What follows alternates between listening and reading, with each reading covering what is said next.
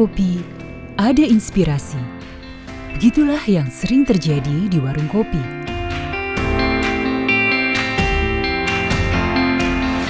Dengan suasana santai, ngobrol sana-sini, datang inspirasi dari masyarakat untuk membuat kampungnya menjadi lebih menarik.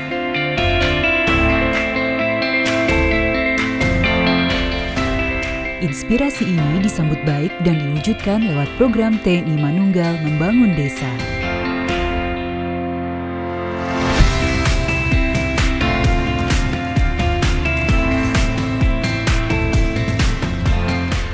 Di Desa Petoha dan Bungku Toko.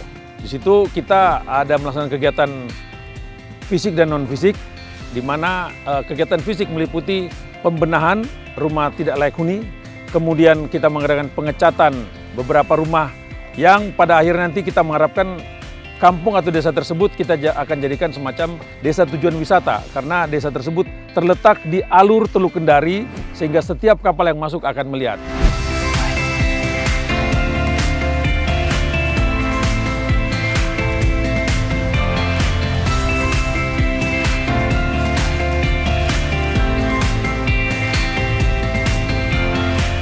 Dalam kehidupan sehari-hari, manusia perlu tempat untuk bernaung. Itulah fungsi rumah. Namun bukan hanya untuk bernaung, tetapi harus memberikan keamanan dan kenyamanan bagi penghuninya. Bangunan rumah tinggal yang tidak nyaman bahkan tidak layak huni menjadi perhatian dari target TMMD untuk menjadi bangunan yang memadai untuk keberlangsungan hidup manusia di dalamnya. Jadi ini Mbak Wina, Bang Santo, ini kita di Petoha. Jadi ada sekitar 285 rumah. Kita kategorikan rumah tidak layak huni, kemudian kita adakan pembenahan-pembenahan. Kemudian ada 7 kecamatan yang menjadi sasaran TMMD tahun ini.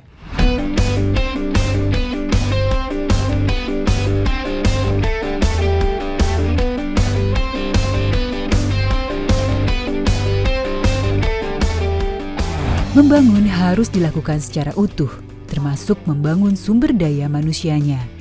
Sedini mungkin, bahkan sejak dalam kandungan, pembangunan seorang manusia secara utuh harus sudah dimulai. Saya bersama Ibu Dandim dan ibu-ibu anggota Persit mendukung program TMMD, yaitu mengadakan bakti sosial. Kami lebih fokus kepada ibu hamil. Ya, pemilihan kami pada saat ini bakti sosial mengadakan penanaman 1000 pohon kelor. Kenapa kelor? Gitu. Kenapa kelor? Karena yang kami dengar dari para ahli gizi, di dalam daun kelor itu banyak mengandung antioksidan, kemudian asam folat, nutrisi, vitamin, mineral. Itu sangat baik buat perkembangan janin pada ibu hamil.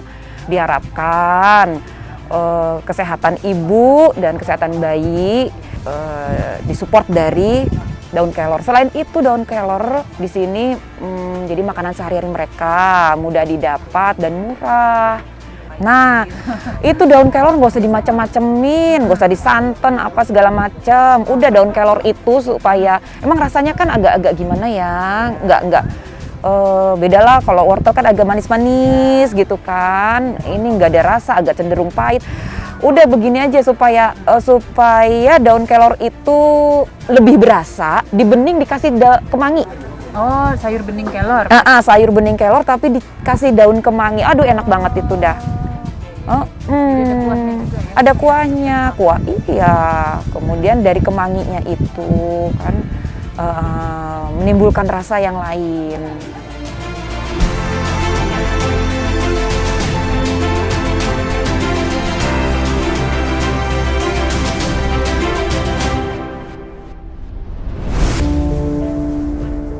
Sebagai negara dengan wilayah air yang lebih luas dari daratan, tidak sedikit penduduk Indonesia yang bermukim di wilayah perairan.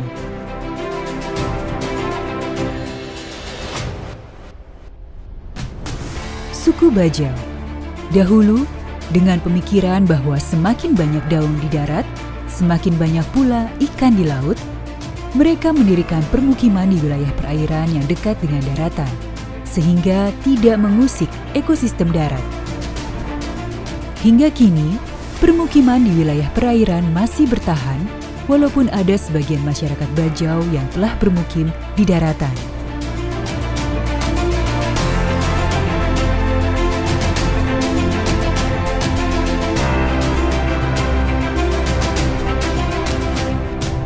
Disinilah denyut nadi kehidupan masyarakat suku Bajau.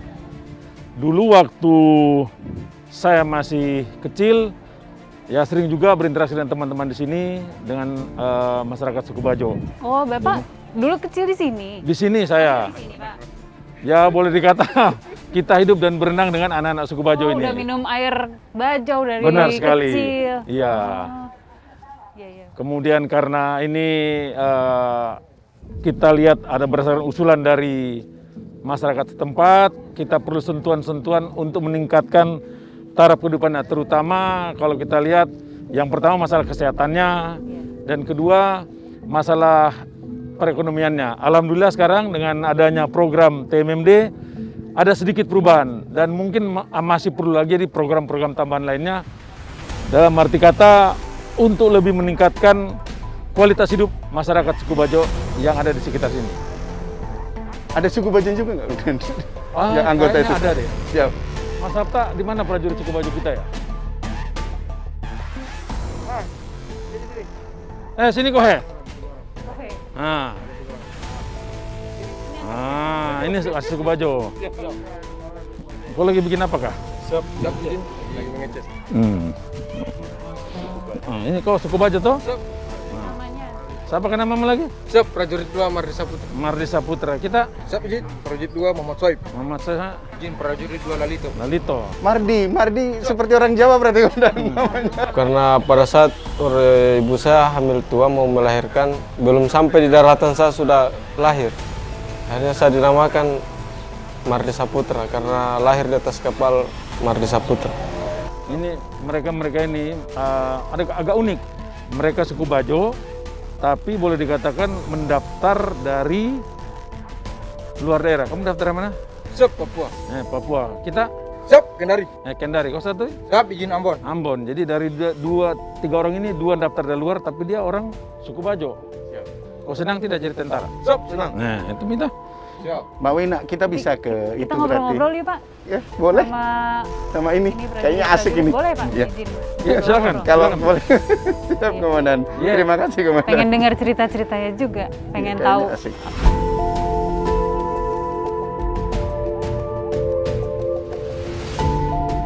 Perkenalan kami dengan prajurit-prajurit suku Bajau membuka kesempatan untuk mengenal suku Bajau lebih jelas.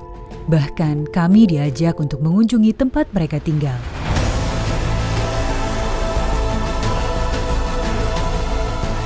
Kami bertanya-tanya, bagaimana kehidupan suku Bajau yang memperkaya khasanah budaya Indonesia.